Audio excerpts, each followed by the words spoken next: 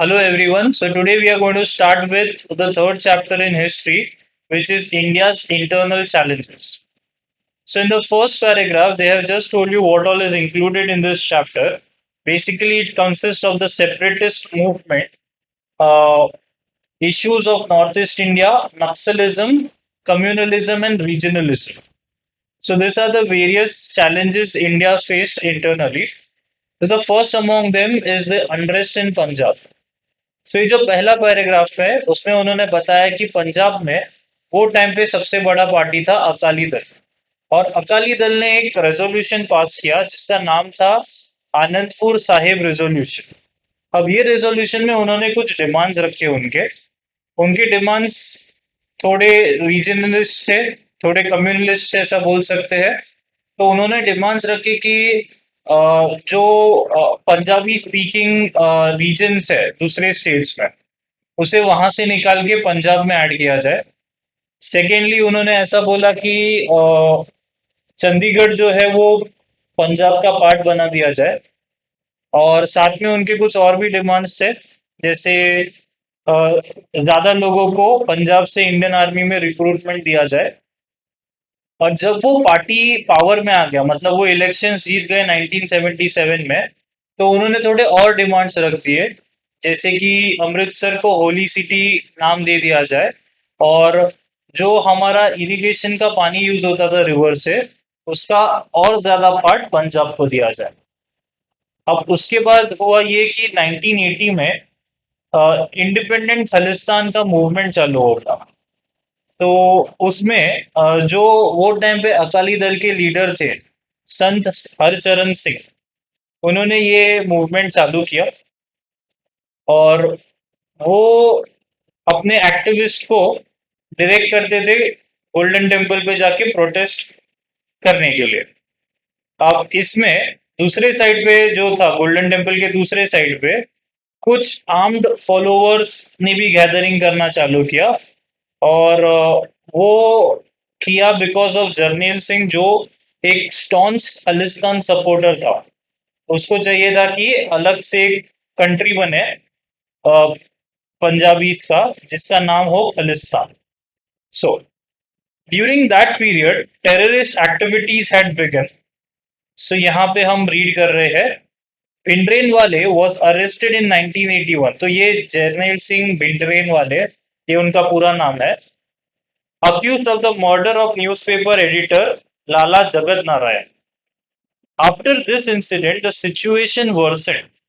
Due to this development, President's rule was imposed in Punjab in 1983. Bhindranwale went to stay at a religious place called Akal Takht.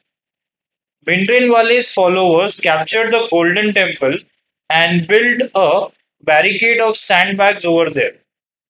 The area looked like a fort. This greatly disturbed the peace in Punjab.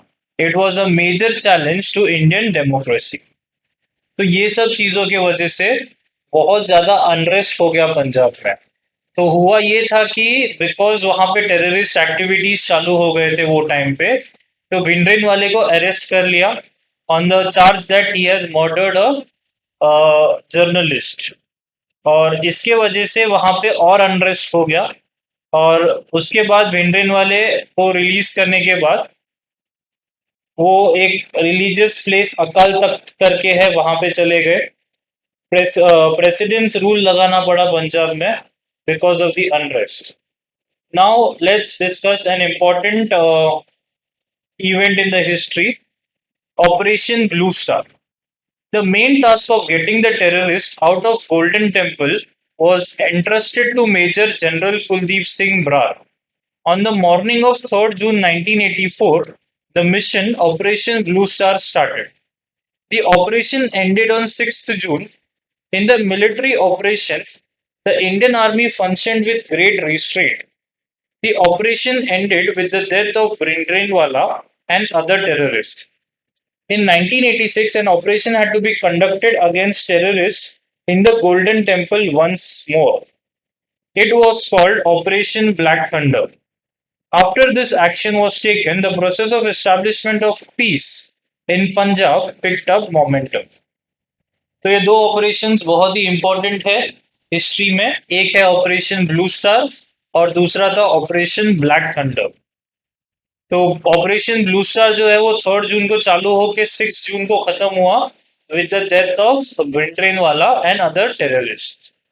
Now Northeast India consists of the 8 states of Assam, Arunachal Pradesh, Manipur, Meghalaya, Mizoram, Nagaland, Sikkim, and Tripura. International borders of India touch each of the states to varying extents. These states are different with respect to ethnicity, language, and cultural diversity. The first Prime Minister of independent India took the lead in bringing the tribes living in these areas into the mainstream of the country. In 1954, he formed the Northeast Frontier Agency area, comprising of the territories of the Sino-Indian border and the tribal areas towards the north of Assam. Nehru took the position of bringing about the development of hundreds of tribes in these parts while preserving their culture. Special provisions have been made with respect to these areas in the sixth schedule of the Indian Constitution. In 1965, the responsibility of administering this area was given to the Ministry of External Affairs. The Northeastern Council Act of 1971 was supposed to advise the central government regarding aspects of common interest in economic and social spheres, interstate transport, electricity, flood control, etc. तो ये जो paragraph है उसमें उन्होंने बताया है कि जो नॉर्थ ईस्ट का जो रीजन था वो इंडिया से थोड़ा सा अलग था इन terms of cultural diversity, ethnicity and language. तो उनका जो लैंग्वेज है वो थोड़ा सा अलग है। Also they are different in terms of language and ethnicity. तो बेसिकली जो फर्स्ट प्राइम मिनिस्टर थे इंडिपेंडेंट इंडिया के, पंडित जवाहरलाल नेहरू, तो उन्होंने लीड लिया ये सब ट्राइब्स को मेन स्ट्रीम कंट्री में लाने का। तो उन्होंने काफी सारे डेवलपमेंट्स किए, काफी सारे रिजर्वेशंस किए ताकि उनको इंडिया के साथ जोड़ सके, but obviously keeping their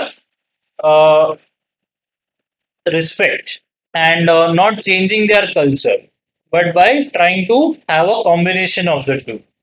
So यही सब चीजों के बारे में उन्होंने ये पैराग्राफ में बताया है। Now let us talk about the individual states. Obviously, the 8 states: Assam, Arunachal Pradesh, Manipur, Meghalaya, Mizoram, Nagaland, Sikkim, and Tripura.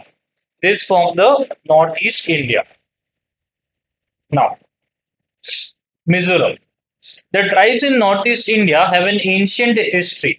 When India became independent, the government gave administrative autonomy to the districts of Mizo majority areas of the Lushai Hills. When the States Reorganization Commission was appointed in 1954, the expectation of the people in this area grew. Mizo leaders started demanding an autonomous Mizo province. In 1959, the territory of Mizoram experienced severe drought. During this famine, Mizo leader Lal Denga served the common people a lot. In 1961, Lal Denga established an organization called Mizo National Front. He asked for Greater Mizoram, an independent nation carved out of Tripura, Manipur, and Mizo majority areas from the Lushai Hills.